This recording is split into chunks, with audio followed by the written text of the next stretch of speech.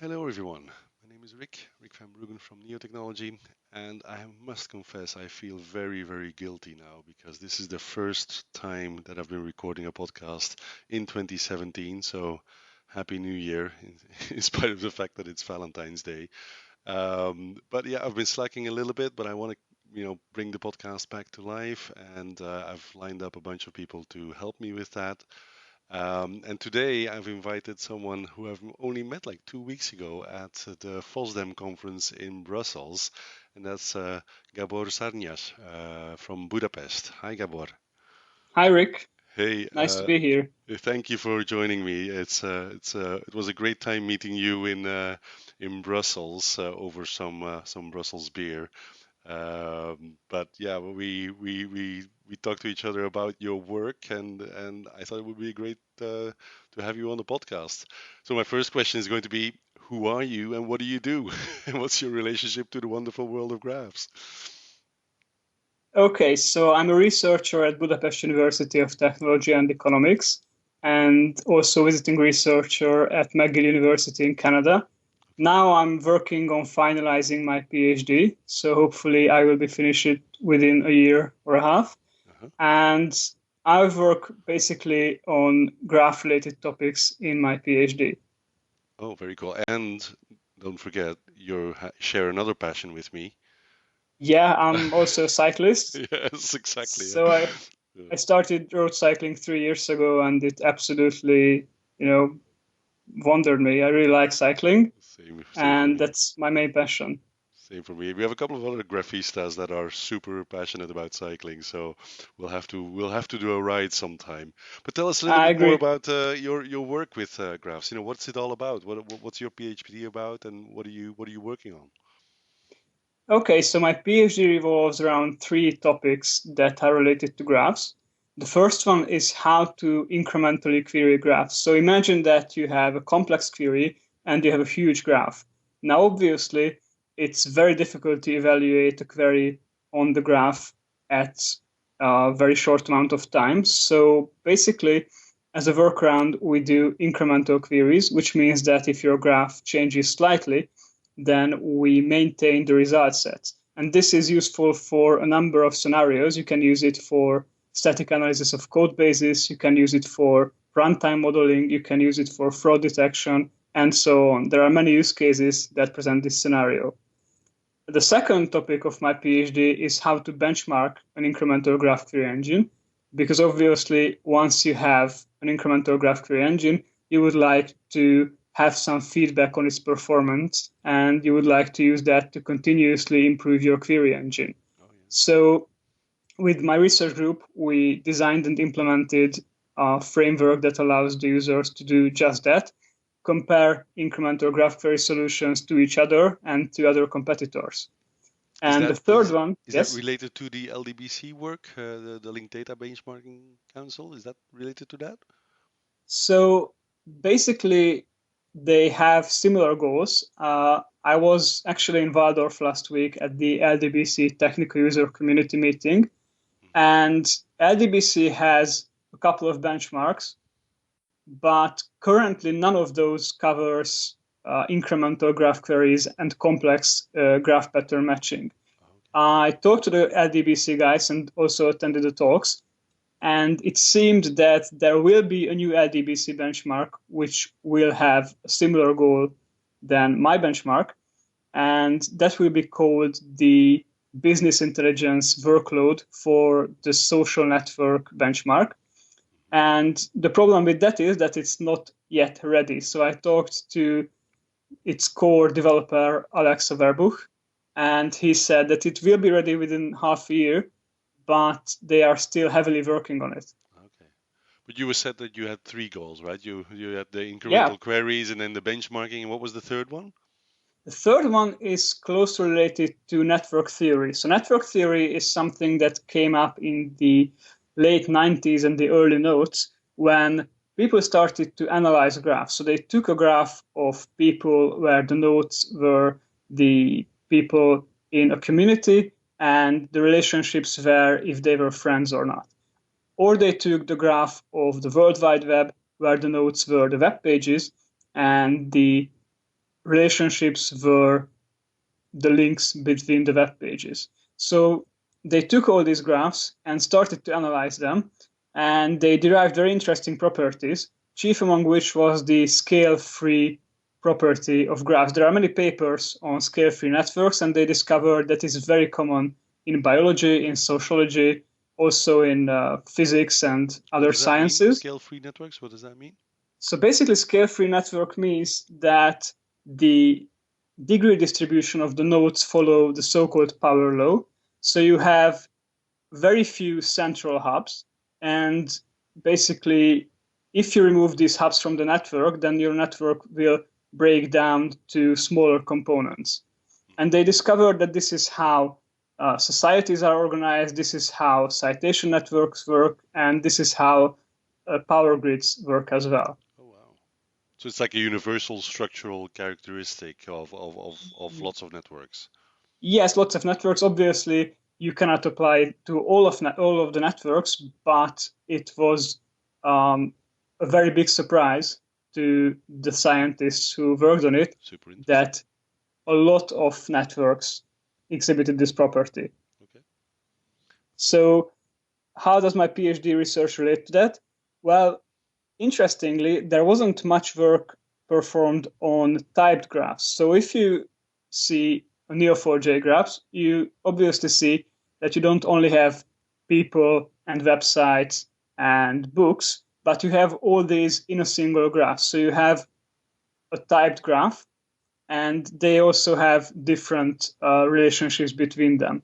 And only in the last 5 to 10 years have been their research about how to characterize these graphs.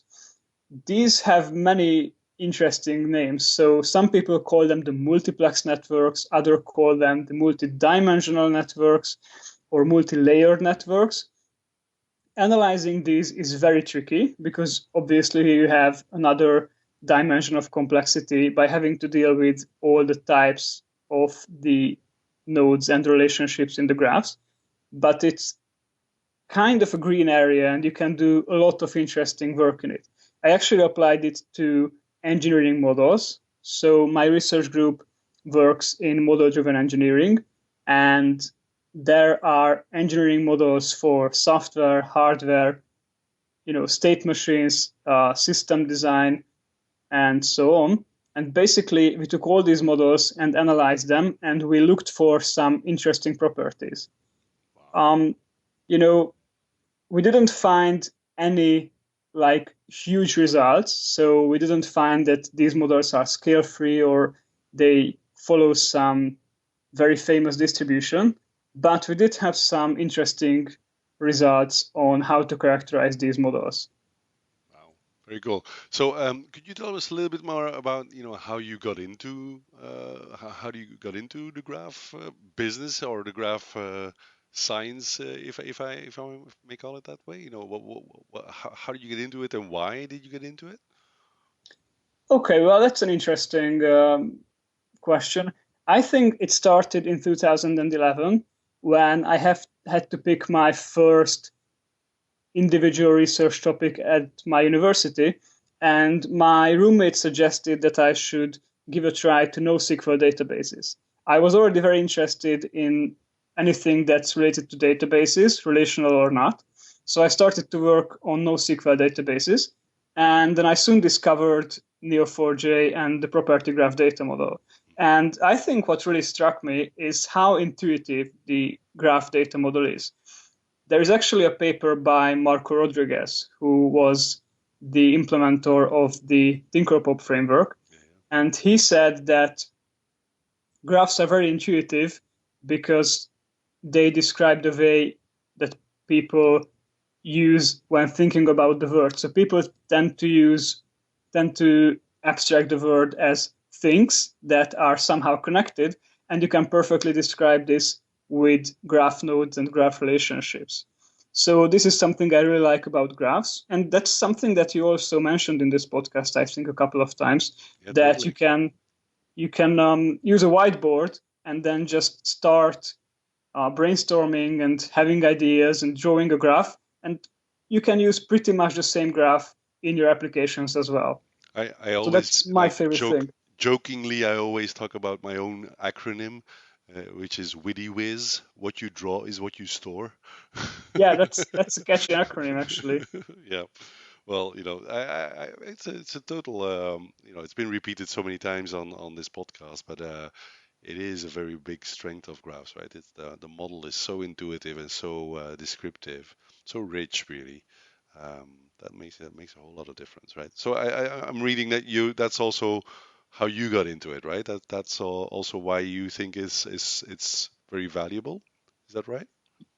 Yeah, so basically after I got a bit familiar with the topic, I started my master's at the university, and already during my master's, I was working on the incremental query engine that I'm still working on today. So it's quite a long project. I've been Yeah. doing it for 5+ years. Wow. And, I really liked my experience during the master's. So I joined the PhD, and I just finished PhD school 3 weeks ago. So now it's Congratulations. only, thank you. So it's only up to me to publish some more papers and polish the dissertation. Very, very good. So, So, what does the future hold, Gabor? Where is it going for you personally? Where's your research taking you? But also, how do you look at this taking ground in the broader industry? What does the future hold if you'd had a crystal ball? so I would really like to be an academic. I really enjoy working at university because you have so many positive experiences with students. You can pretty much follow your own dreams and do research in almost whatever interests you the most. Obviously, you have to fit within your grant proposals and your funding, but this still gives you a lot of way to be creative. And I would like to be a university lecturer and researcher in the future. So that's my kind of dream career. Cool. And is it And yes, lecturing and teaching about graphs then, or is it on a broader topic, or is it computer science, or what will be the topic then, or well, topics? I'm pretty much happy to teach anything related to computer science. So I taught topics from database theory to automaton theory, system modeling, and software engineering topics, and also some laboratories on actual technologies. So our university is a bit of a mix between computer science and computer engineering. So we teach both theoretical and practical stuff, and this is something that I also really enjoy. Super. And what about, the wonderful world of graphs and graph databases? Is there anything like that in your future, you think? Yeah, so I really would like to get a version of my graph query engine that can be used by other researchers. I obviously understand that implementing production grade software is not really possible within the limits of a PhD, but I would like to release a system that can be used at least by other researchers, both in academia and both in industry. I talked to a lot of people about this, and it seemed that people would actually be interested in trying such a system or benchmarking such a system and see how it works for their use cases. Super. So, final question. What's your favorite cycling destination? Ooh, that's a tricky question. But Curveball for you. actually, it's not a very common answer. I live next to the Hungarian-Austrian border, Okay. so I do go a lot to Austria because Austria has like the best roads in Europe, and also most of the country is the Alps. So I live next to the lower Alps section, but even there you have very nice hills, and drivers are really polite, and you have this super flat tarmac all over the country, and that's what I really enjoy. And I'm really looking forward to the summer.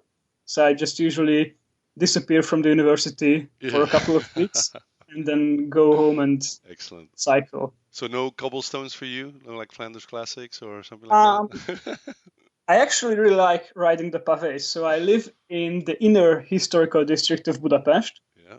and we still have a lot of cobblestone roads. Yeah, yeah, yeah. And when I just started cycling in Budapest, just to get to work and commute, Yeah. I usually tended to avoid those sections. But, since I'm more into cycling, I just go for the most cobblestone sections.